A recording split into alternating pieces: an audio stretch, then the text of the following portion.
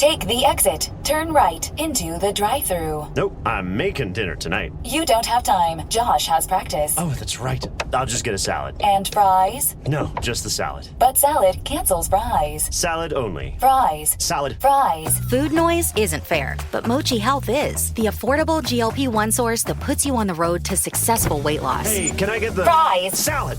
Sorry. Learn more at joinmochi.com. Mochi members have access to licensed physicians and nutritionists. Results may vary. Spring clean that podcast feed and skip the doom scroll. The Newsworthy gets you caught up on the day's news in less than 15 minutes and gives you some fun conversation starters along the way. It's quick, friendly, and informative. Search The Newsworthy wherever you're listening now and follow or subscribe to The Newsworthy today. This is Car Con Carne. I'm James Van Osdale, not in the car today. In fact, I'm at Few Spirits, hidden, tucked away in a back alley in Evanston.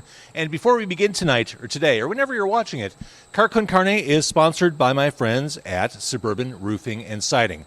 So I'm recording this on February 26th. It's a Sunday. It's kind of a beautiful day in the Chicago area. It's an illusion. This is a deception. The weather will change. The elements will change. We know this. We live in the Midwest. That's kind of how it goes. If you're listening or watching in the area, you know, the storms are coming, then they can be brutal on your home. For a homeowner, when your windows, gutters, and doors take a beating, and you think you may have damages that could qualify you for a roof and or siding replacement through your insurance, talk to my friends at Suburban Roofing and Siding for a free 9-point inspection of your property exterior before you call the insurance company. Let them assess any damages you may have and walk you through the steps of a claim, hassle-free. They're an accredited member of the Better Business Bureau with an A+ rating, and all their contractors are licensed, bonded, and insured. They also use the highest quality materials available at no additional charge to you. Call 224-677-6149, 224-677-6149, or visit them at suburbanroofingandsiding.com. Car Con Carne also sponsored by 90 Days in the 90s. 90 Days in the 90s is a book written by my friend Andy Fry. It is a fiction book. It is a look back on Chicago music, specifically the Chicago music scene of the 90s. Darby owns a record store in the book, and she discovers the Gray Line. It's a part of the Chicago Transit Authority that you won't find on any map, but the Gray Line takes her back in time to the 1990s, and she can relive all that cool stuff. She can go back to Lounge Acts, Metro in the early days, and soak up all that 90s culture. It's a cool trip back. If you lived in Chicago during that time, it'll seem awfully familiar to you. If you didn't, you know the vibe. You know that was kind of like the Camelot of the time, and you can go back with my friend Andy Fry. Get a copy of the book on Amazon or 90daysinthe90s.com. It's Car Con Carne. Let's eat in the car. It's Car Con Carne. And now here's the star of our show, James Van Osdale.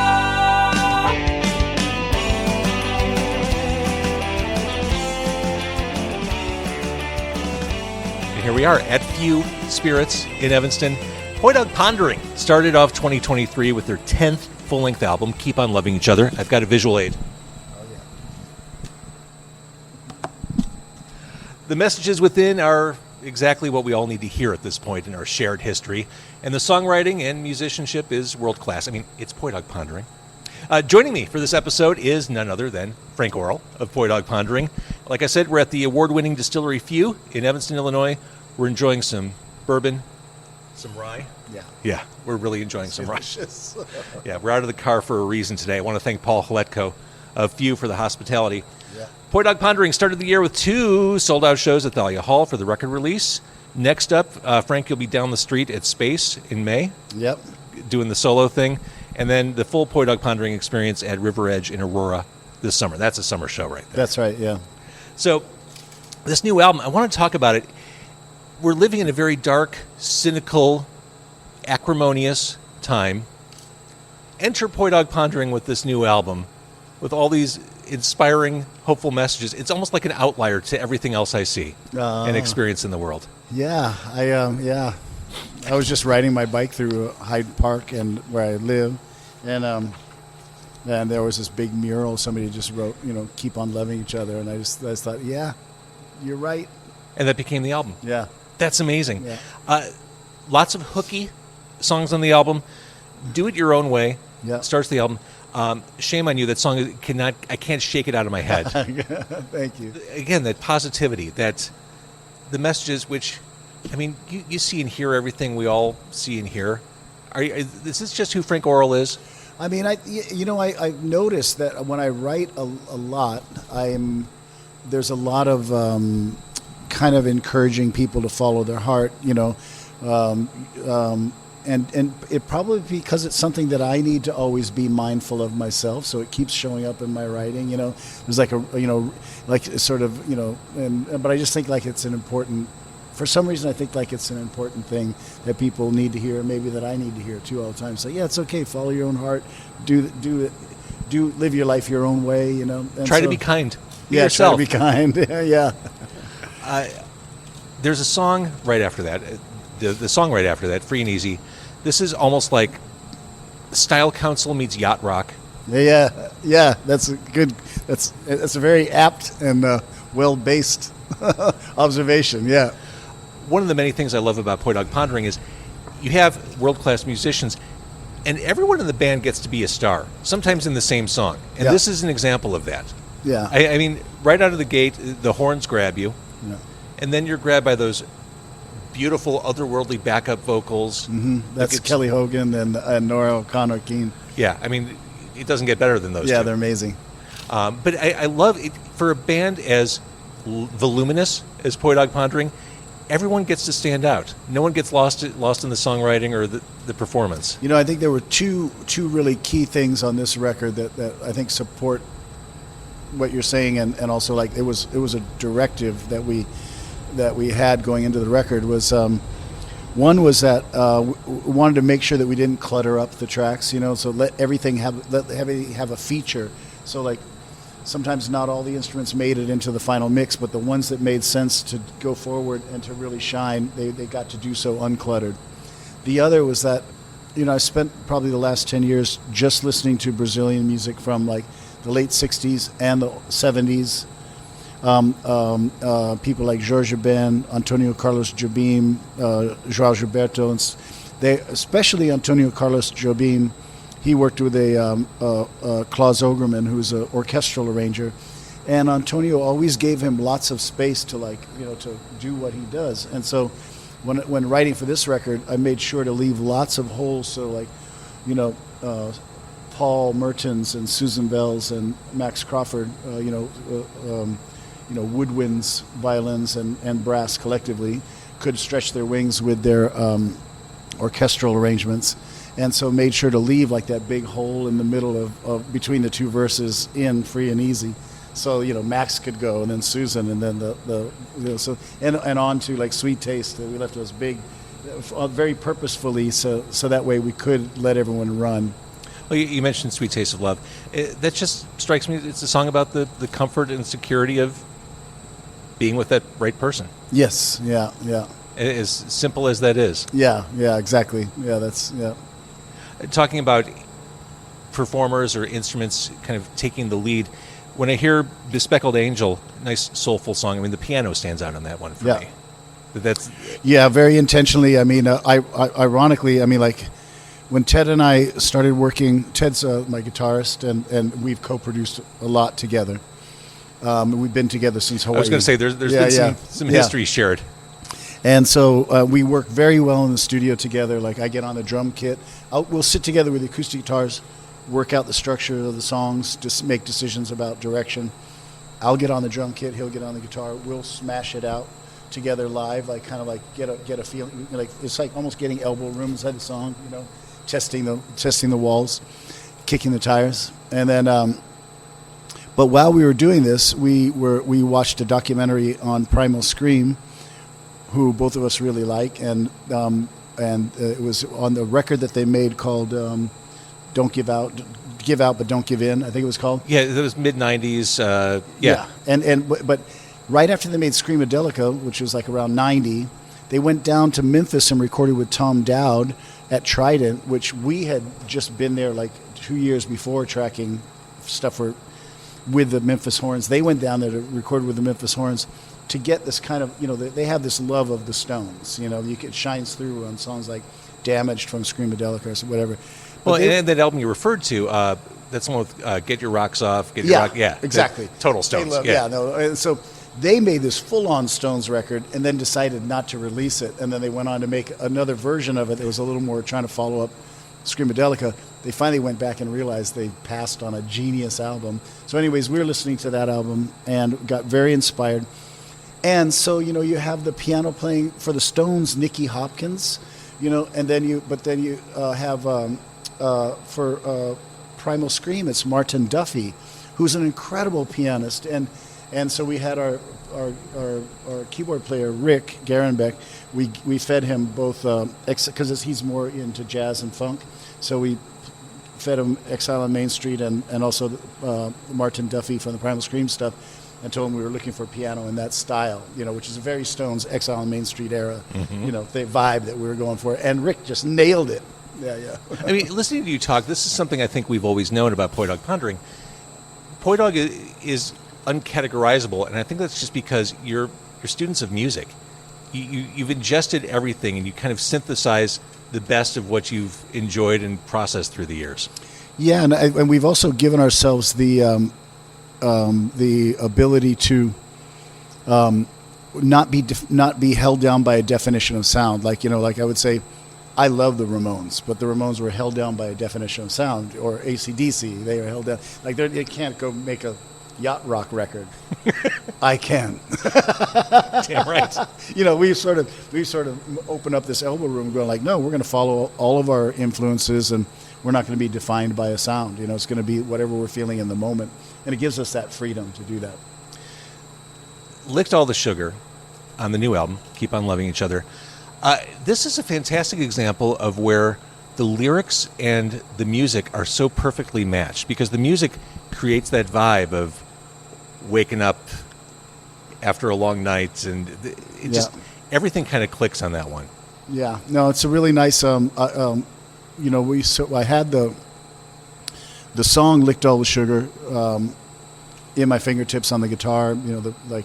Could play it, and then felt like it should be a transitional point in the record, and then but we didn't quite know what to do with it. And then Ted wrote that opening chord structure for that whole thing, and then we gave it to Susan and Max and Paul, and then they orchestrated it, and it just worked out wonderfully.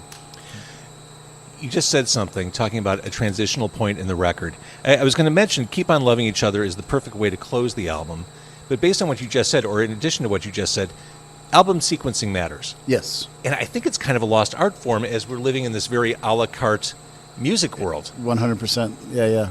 So is that a painstaking thing, or do you kind of know as you're writing these songs, oh, that's one of the ones we're going to put on top? We're going to put Sweet Taste in My Mouth early, or... No, I mean, I think this record, I didn't know at all what order the songs were. I didn't know what the first track was going to be. I had a really strong feeling that Keep On Loving Each Other was going to be the last track. It feels like a coda, Yeah. And so that one was pretty obvious to me. Actually, we wrote that transition point for the beginning of Licked All the Sugar for Do It Your Own Way. We sort of thought, because I was writing a lot of songs in this sort of cluster of chords, and we thought we were going to link them all together, kind of like the Beatles' Abbey Road, the way that all the songs, it's almost like a third of a song goes into a third of a song, goes into a third of a song, came in through the bathroom, they obviously stitched that thing together, and so we thought we were going to do that, and it wasn't, they didn't go together in the right way, so we ended up burying it later in the record, but then it landed at a really sweet spot where it was able to do that transitional thing. Let's talk about sex, Frank Orrall. Talk about sex, baby. When I think about some of your sexier songs, Diamonds and Buttermilk is one that comes to mind. That was fairly racy, one might say. In the modern day, Meet Me in the Forest is perhaps a bit more reserved. But what's interesting, and it occurred to me as I was listening to this, both situations in those two songs are thunderous. That is a... I Seek the Thunder of You, right. Yeah. It's a recurring metaphor. Yeah. Not intentionally, and, but maybe because, and I never stopped to think about it, but maybe because, they're both natural phenomena. just to take a step back, since I mentioned Diamonds and Buttermilk, we're approaching, I mean, it's distant, but it's not. We're approaching the 30-year anniversary of Pomegranate. Yep. Is that something you're thinking about? Yeah, I mean, we did a 20-year or 25-year at the Vic Theater, where we brought out the original Hawaii Street Band, flew them out, and they played earlier, and then people from the Austin era as well as Chicago era. But then, did that. We played the record whole all the way through. So I don't know that we'll do it on the 30th, because we did on 25. But maybe a commemorative release, or is that... Yeah, maybe. Yeah, who knows? Yeah, possibly. Stickers, a T-shirt? Something. Yeah, I mean, I hadn't thought of it yet, but you're right. I mean, here we are, 2003. That's 2 years away. Yeah, maybe. The vibiest song, in my opinion, on the album is Wake It Now. Ah, nice. That's one of those close your eyes and kind of let the music take you on that journey sort of song. Yeah, so, that one, I mean, it's... I without intending to, but I noticed all of a sudden I was writing these very 80s infused songs. They're not like throwbacks, but they're, I came up playing in, lots. I came up in the 80s, so first started writing and playing, but I never worked that side of myself there. And then, but this one just came out that way. But so even the vocals are very dramatic. I mean, you realize, 80s were very dramatic. Everybody's very self-aware and going through it, and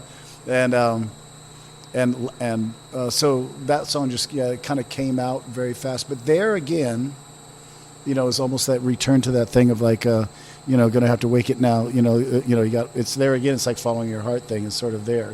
Like your heart fell asleep. You're gonna have to wake it now. So kind of thing like that. What were you like in the 80s, since you brought it up? In the 80s, I was 20 in 1980. I started playing drums in bands in Hawaii, like punk new wave bands there. And I was just playing drums 3 to 5 nights a week, like, in all these bands. And I was a mod. A decided mod. I had a scooter. I loved the mod lifestyle. Just to bring it back to Paul Weller and the style. Yeah. I'm a big Paul Weller fan. That's why you're absolutely on point when you notice that in that song, for sure. Yeah, and he's a huge influence on me. I just love the way he's, from the jam to the style council to his own things. He's doing it. And then I surfed. I was a surfer too, and still do, but during that period. And then probably when I was about 24, 25, is when I started to write my first songs, and then I got completely into songwriting. A little 4-track. I made the alias Poi Dog Pondering at that point, and I started making records out of my bedroom on 4 and 8-track and selling them on consignment in stores. But that's when the bit really went in the mouth, and I became a songwriter and a musician for life. Like I knew this is what I'm doing. Before that, I was cutting class and surfing. Which I think that's what you do there. I can't imagine living a life any other way down there. I was just thinking of you in the 80s. Made me think instantly of, what was I doing in the 80s? I was listening to New Order. Hey, Poi Dog Pondering recorded like one of my favorite covers of all time of Love Vigilantes. I love New Order. I just think their melody stuff is unbelievable. All the intertwining stuff with the low-end guitars. Wax and I both bond on our love for New Order's melodies. They're just great, undeniable. So you've been in this industry, you've been in the musical orbit for so long. Is it easier or harder now to be an independent musician than when you were selling music on consignment in the 80s versus present day? Has it come full circle? It's come full circle completely. We're making records out of our bedroom now and selling them on consignment. No, not really. We're selling them. It feels very much like I went through the whole thing. I went through making records at home on a 4-track, selling them on consignment, making the covers, selling them on consignment, playing on the street, doing that. And then it got signed to an indie label, got signed to a major label, started our own record company. And, now it's kind of feels like almost like the same thing. We're literally making records out of our bedrooms again. You can't sell enough records to warrant going into a studio to pay for a studio. Right. So you make it at home. But the gear's gotten so good that, ever since Pomegranate, we rented out an old disused basketball gym in Cabrini Green and tracked the record there, And then every record we've sort of made in a makeshift space, And now we're all like, Ted's got a lofted apartment, but he can set up a drum kit there, and guitar amp, so we can do that there. I've got place. Susan's got a place, so we can all go to each other's places and track. And the gear's so good that it sounds great, and so we're back making it, and we're I did the artwork. Went down. My landlord is a beautiful designer. A graphic designer, Sheila Sachs. She does stuff for Pravda Records. Oh, she's world class, yeah. And a reader and things like that. And so we went down there and had coffee one day and just knocked out the artwork for the record, just talking story, and just made it.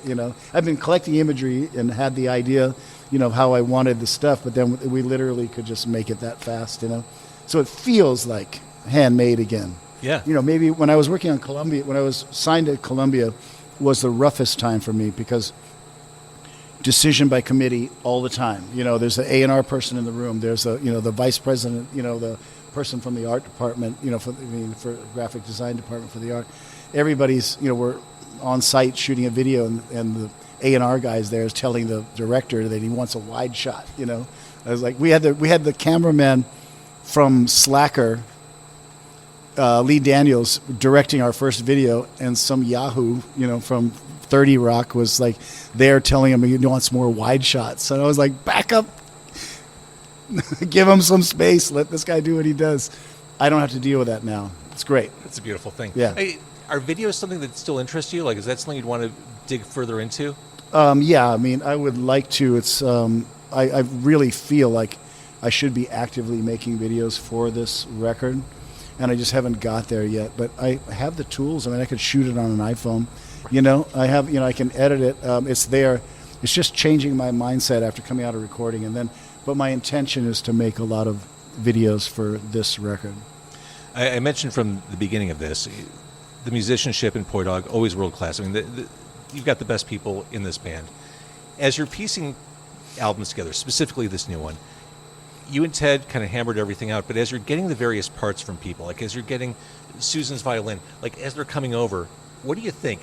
What's it like to have those initial visions fleshed out by these players in particular? No, it's incredible. And, you we sort of make decisions about the songs, like we feel like it should happen this way. And then we talk to people and they bring in everybody has their expertise that they do.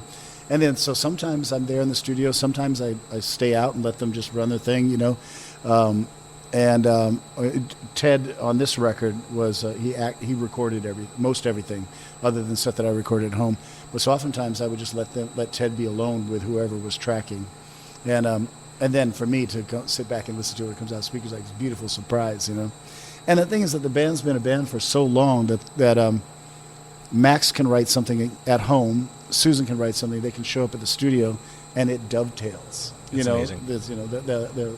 It's like a language that's been developed over 33 years or whatever it's been, Well, it's funny because I talked to Susan end of last year, and I asked her something similar, just with the amount of people that are in Poi Dog Pondering. Like, I know it's hard for me in my everyday business role to get consensus out of 4 people on a Teams call. Like, for you to kind of work together and have that fluidity with that many people in the band seems, well, I know it's not normal. Yeah, I think that one of the things that we have adopted for a long time is like you never say no to an idea. If somebody's got an idea, like, well, I think we should try this. It's like, all right, let's try it. And then with the idea that the obvious, like in other words, someone might have a number of different ideas on what should happen in either the arrangement or in the solo section or something in the song. And so we never just say, nah, that's a junk idea. It's like, all right, let's track it. Because the right idea will be obvious when it comes back over the speakers, I love that. 9.5 times out of 10, everyone will go, yeah, that's the one. It's hard to do an interview in the Chicago area, talk about Poi Dog Pondering, and not talk about the fans. It's the community support that exists for this band is exceptional, and again, not normal. Yeah. Talk about your relationship with Poi Dog Pondering's fans. Yeah, it is true. It's like it's a really beautiful, loyal fan base, and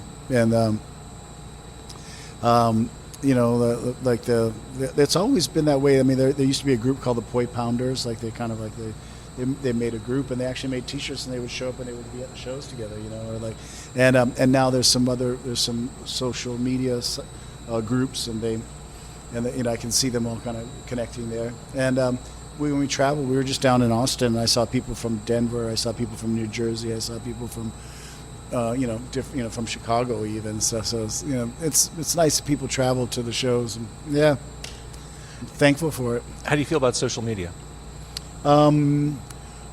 It's I'm not sure. I don't really have a hard feeling about it. It's like one of these things where it just becomes course de rigueur. It's like So I don't. I use it kind of like a megaphone.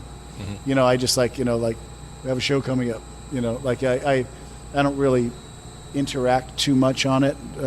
Not because just because it gets hard. Like you either have to be really active or else not active, because if you're just sort of active every once in a while, then people are like, people get touchy about how much you're active. Right. So I just go like, no, I'm just gonna, we don't have many ways left now to get the word out. Like there's few things. I'm thankful that you're doing this. It's like there's far and few between. You get people like where you get a chance to like make something. And a lot of times it feels like a forest, tree just falling in the forest, And so we're thankful whenever there's ability to put the word out. And then social media is like, even though it feels like you're talking to the world, but you're really just talking to a cul-de-sac, but at least you're talking to a cul-de-sac. An interested cul-de-sac. But you just touched on something. We're in this interesting time where music is available everywhere. Every song ever recorded can be found. But I think an issue or a problem for music fans. You're going to. Oh, more right. Yeah, absolutely. I think a problem for music fans is lack of knowing where to find the curators. I think back in the day, like when Volo Volo came out, like there was a process for people to discover that music, whether it was through CMJ or traditional radio or whatever. These days, I think it's harder for people to find stuff they like because the curators are less clearly identified because there's so many of them. Yeah. I agree. I mean, I love curation. I love when somebody's like pulling it together and you get to know their personality, and I love it when things are actively selected. In some ways, you're right. There's so many of them now, but there's a lot of curation going on. People making playlists and things like that. And I am actually getting turned on to a whole lot of new music now through some of these things that I might not have been if it was just traditional radio, because traditional radio had so many strict things about what their ability to, what their spectrum of things they played. And so I feel like now you can listen to these playlists and listen to a wide variety of things. Although, to be fair, I guess the best method is the same as it's always been, word of mouth. Yeah. No, I mean, if a friend hands me a record and just says, you got to listen to this, like Ted handed me the Primal Scream, like Memphis tapes, and he's like, you got to listen to this. And, I was to get home and I was like, wow. Friend handed me Destroyer, and he was like, you have to listen to this record, and I took it home and went, wow. Yeah. I would trust anything Doc Julin put in front of me. Yeah. All right. So, again, the new Poi Dog album, Keep On Loving Each Other. It's available now in compact disc form. You can also stream it, like the modern kids do. It's out on it's a Bandcamp and for download, and then it's out on Spotify and Amazon, all that stuff. All the usual places. Album number 10, 10th full-length album from Poi Dog Pondering. I love it. Like I said, the messages are great. The musicianship and songwriting is fantastic. I keep on loving you. Thank you, brother. It's very kind of you to have me back. I appreciate it. Nice to see you. Nice to see you too, Frank. And thank you again to Few Spirits for having us. Thanks to Paul Hletko for the hospitality and for the rye, which Frank is a fan of. So. Cheers. Thanks, Frank. Thank you, brother.